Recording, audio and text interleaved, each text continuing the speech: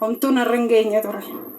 Amma immoo da'ee guyyaa torban sadii eegan ga'een booddee odoon uffata miiccadheetumaan galgala keessa dugda koo kana qabee nan ciise torban lama ciise bakka. Achiin booddee waaqayyoon siree irratti hin galee nagaan na eegtee maalifanii har'a immoo kanaan qorama jedheen baay'ee waaqatti hin bo'an ture. Achiin booddee baay'ee dhiinni kee dhumee ati jedhanii hospitaalas nan deeme. Eegan hospitaala deemeen booddee qoricha wayinaa kennanii bulutoosii ganaanaaf kennanii. Eega kanaan maaliyaa waaqayyo nagaa koo na hiikame maafanii kanaan qoramee du'aa jedheen waaqayyotti baay'een boo'e. Abbaan manaa koo soo galee ka'ee maaliif hin fayyitu ati arras hin kaatu naan jedha. Kanaan jedhee tanani maaliyaa waaqayyo maalifan kanaan qoramaa nagaa koo da'ee ka'ee maali jedhee waaqayyotti nan bu'a. Eega kanaan booddee naan kadhannaan deema malee lakkii anoo jennaan lakkiin deemtu maaliif hin mucawaattee deemta naan jedhe. Lakkii nan deema jedheen sisteriin koo kan jirti. Mucawaadhee danda'een dhufuu dugda koo hidhadheen dhufe. Achiinuman taa'een bakka eeguma nas ga'e yooma tokkoon fayyan. Garuu namni isinii kadhatamuu yoo jiraate kottaa naan as ba'ee bakka waaqayyo namaa fayyeerayyuu naa kadhatanii bakka nagaa koo mucaa koo baadheen nan galee waaqayyoon baay'ee na galateeffadha al sadi nagaa koo xomtuu rakkoon hin jiru. Eegasiis kunoo fayyaa koo nan miccadhaa waan hunda nan hojjetadha nagaa kooti dugdi koos nagaadha mucaan koos nagaadha humtuu rakkoon hin jiru waaqayyoon nagaa kooti waaqayyoon baay'ee naa galateeffadha. Maqaa Yesuusinidha. Daa'ima kanaaf maqaa dhaateedha. Baajanni mana kee galuudha. Seenaan kee jijjiiramudha. Dhiiga Yesuusinidha. Waan haaraa qabadhuudha. Uftee dhugaa baata waatu sii gadhiifama. Dhaqi galateeffadhaa waaqayyo. Yigabbaan. Shalom eebbifame kottaa ayyoo. Akkasuma galagalaati sabatti ishoo. Maaltu sinii ta'aadha? Naa ta'e amma ture moggaa shanguute ija kanaan arguun dadhabe. Lafa sin argu nama sin argu. Gaafan arguu dadhabu mana yaalaa keessa dhufa. Manni yaalaa kun gaafa na yaalee agartuu kun na baqas kan kana arguun dadhaba. Gaafa arguu dadhabuun tana baqaffadheedhaan tana immoo itti deebi'e ta'uu didde. Amma immoo gaafan itti deebi'u achi keessatti waggaa selfiidhaan taa'u kana xiqqaa amman ta'e. Nan xinnaadhe ijoolleen koo ala dhaabbatu. Achuma yaa waaqayyo yaa Yesuus koo hoosii amaneera. Reeffa koo ijoollee gad mul'isin. Asumatti waan na goote godhisan immaan kana keessa kootti bo'u. Waggaan bo'u kana dhaqanii na baqasuudhaaf na geggeessan. Waggaa kana Yesuus mali sun hin jirtu gurra nan dhagaa mali Yesuus tun hin jirtu jedhu. As keessatti waaqayyo ijoolleen koo dhaabbatanii na eegu reeffa koo itti gadi hin baasii yaa waaqayyo jedheen bo'u.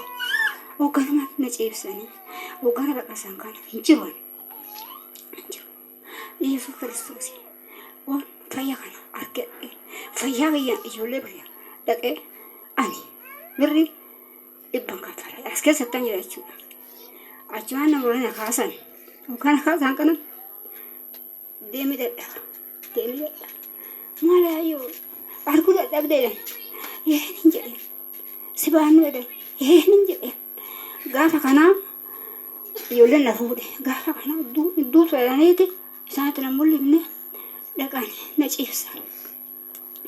Mucaan kiyya kuturee bilbilaa naa kenne warra bilbilaan fuudhee itti kenna. Een bilbilaan maali haati keessan duutee miti jedhan. Hoggana ijoollee kiyya alaa kana kaachaa dhufu. Warri poolisiin eegu gad darbatan. Gad darbannaa darbatee kun tokkichi kaatee dhufu. Tokkommoo sirraan abaayee gara. Kubayyo sun cabsee dhufa. Hoggana ofa wallaala. Ijoollee waaqayyo akkana kun Yesuus koo maal lagoota godhan akkota wal jedhan ta'a. Hoggantaa mana sun dubbachuudha. Abaayyeeti maali akkami jennan qoomaan jedhu ijoolleetu. Homaan jedhu jedha. barraadhanii narraa bahan okuman boo'e funyaan deebisa achuma yaa waaqayyo akka amantaa jedhee hoggaan gadhiisee akkoti janaa arga naman arga gaaban argon ka'ee mayaa ta'e dhufaas gaafan dhufu kanaan achi taa'ee fincaan naqa haati manaa yaa kana maalii maammaa jaaruu dhabde naan jette hin jedhin achaan deemee karaa dhaqu wallaaletaan tittimee hogganatti ban kooti maammaati jettee dhuftee na teechiste hoggan teechiftu kana lafti kun biyyeenatti fakkaata homan argu dhugaadha gaafa sinnaa fudhattanii deebuu ijoollee idaa lafti kun biyyee miti jedhisan lafa kana arga isa waaqayyo ergas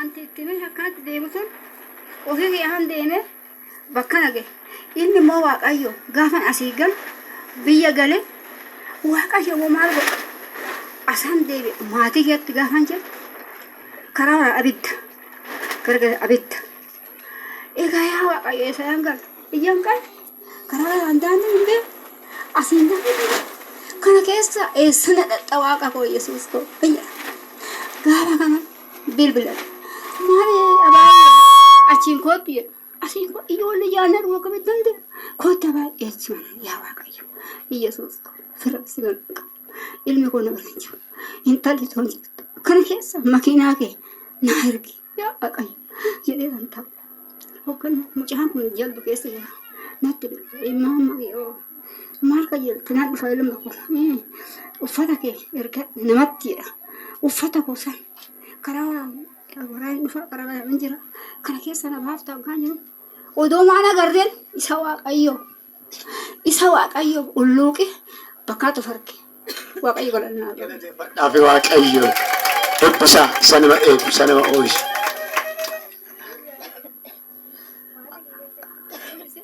arrabu waaqayyo azuun du'een gaabbu maatii koo nan argi hunduma nan argi dhumtuu nagaa beekamateeffadha waaqayyo nini jedha humna dhiiga yesuusiin harmee kana waan haaraan haa ta'u injifannoon haa ta'u maal keessan dhukkubama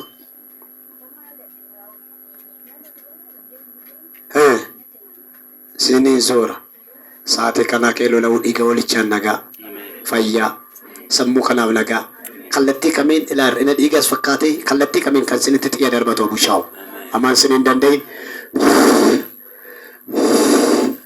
dhiiga yesuus kiristoosiin dhukkubni kan harmee koo keessaa formaatii ta'e shaaloom noraa ta'a eebbifama eessa irti sabbatuun maal ta'e eessa dhukkuba fayyuma dadhabsiisaa waldamaaf hin dhufne hin namanne ish booji'amee haa dhufu nagaan isaaf haa ta'u ashaana koo ishee bakka namaan ishee kanuma nagaan immoo isaaf ta'eera wattu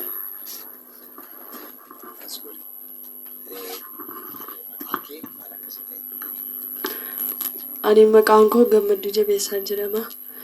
Inni kanan dhufee mana barumsaa irraa utuu deemaa jiru achas dhufee gaafa dhufee jedhu addana dhufee waaqeffannaa gaafa naggeeru waaqeffannaa addanaa dhufee akka dhufeeni kana booddee dhufee ofii koodhaa yeroo sanatti sammuun koo lolama darbees maatiin koo lolama utuu addanaatii wangeela barsaa jirtanii erga barsiistanii xumurtanii booddee kadhatamee kadhata keessa namoonni maatiidhaaf kadhachiisu barbaadanii achas kottaatanii achas nu baaftanii anis nan dhufee achi booda maatii kootiifis hin kadhatame ofii koodhaafis achumaan naa kadhatame achiin booda maatii koof kadhachiisee gaafa deebi'ee jedhu dhaqee gaafa taa'ee jedhu ammallee sagaleen dhufee achiin booda wanta na ilaallatu yookaan immoo wanta ofii koodhaa itti miidhamaa jiru waan ta'eef achas dhufee achiin booda kadhannaan naaf kadhatamee kottu lafa kanarratti dhugaa beeynaan jennaan waaqeffannaa wanti dhufuutti kee malee dhugaa bahuu hin dandeenye achiin booda ammas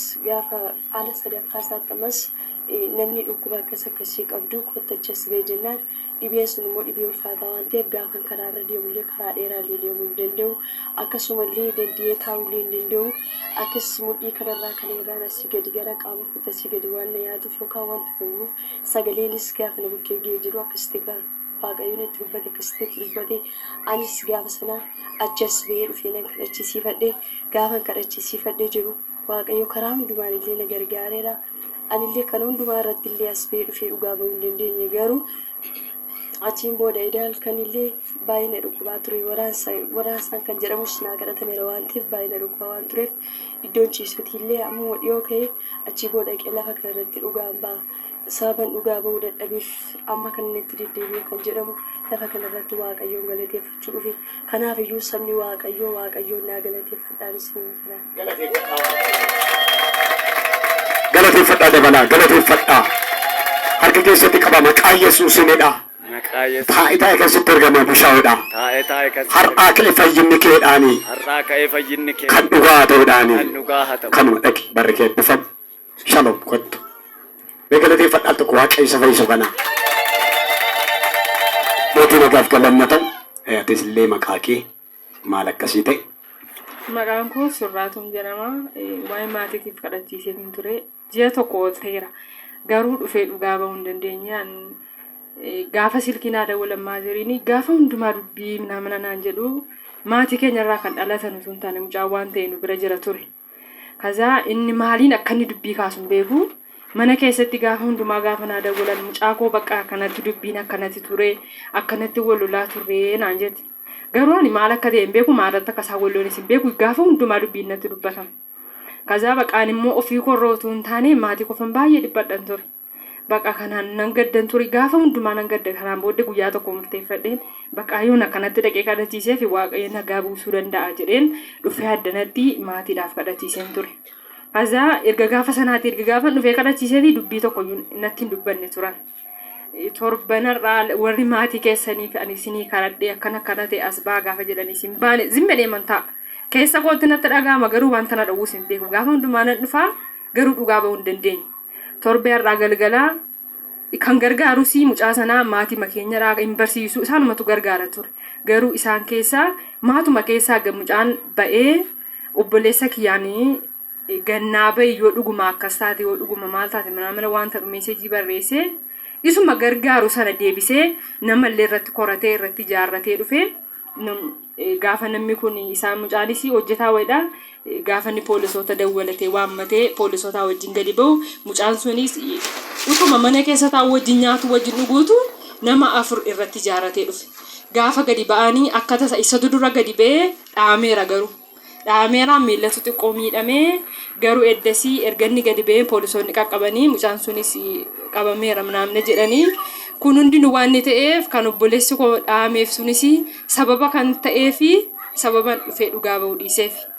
Kana isaaniinis dhiifamanan jedha waaqayyo immoo dhiifamanaaf godhu warri dhugaa bahuu sodaatanii yookaan bakka keessanii utuu isinitti dhaga'amu dhugaa bahuu dhiiftanillee akka koo waan taniif kanarraa baradhaati dhugaa bahan isiniin jedha. An sababii inni dhaamuunsaas dubbiin mana keenyatti deebi'ee utuu wajjin nyaatanii utuu wajjin dhuganii maaddii tokkorraa utuu nyaatanii kaleessa akkanatti dubbii walitti kaasaa turanii har'a kalees erga kadhatanii nagaan bu'ee fi haaraa ka'ee dubbii isa caalu ta'e duraan mana keessatti walitti dubbatu malee homaan jiru ture garuu har'a alatti galu waamanii maal jechuun kan ta'eef kana dhufee dhugaa bahuu dhiiseef kanaafuu isinis immoo irraa baradhaa garuu waaqayyo immoo akka nagaa naa buusuuf ammallee isaan naaf kadhatanii dhuga baatiin koo kanaadha. Galateeffadhaami waaqayyoon eebbisaa waaqayyoof galanna ta'u waan tokko isinii agalu qo'in deemin waa isheen jette irratti lafa kanatti namni kamiyyuu wanta ta'eef dhugaa bahuu qaba. Wanti dhugaa bahamu namni isin miti waaqarratti kabajamuu qaba. Dhaloota abdii kutataniif immoo humna ta'a. Amma argitanii dhugaa baatii ishee keessatti utuun torbanarraa dhugaa ba'eera ta'ee miidhamni kun nu qaqqabu. Waan na orkus immoo hin beeku bahee dhugaa bahuu. Na orkee garuu waan na orku hin beekutti haa ta'u waa xiqqoo immoo miskoolee argiteetti. Amma immoo dhugaa baate. Mee maatii kanaaf nagaan haa ta'u? Haa ta'u? Harka keessan kaasa maqaa Yesuusinidha. Araarraa ta'uu fedha. Jaalalla ta'uu fedha. Gidduu isaaniittidha. Nagaana buufatudha. Diinummaa na cabudha. kana caala amma dhuftee dhugaa baatutti biyyesuusin maatii kee gidduu nagaa addaa jaalala addaa buuseera. Shalom dhaqe galateeffadhaa Waaqayyoon. Marga keessan raasaa galateeffadhaa ani ooleeradha.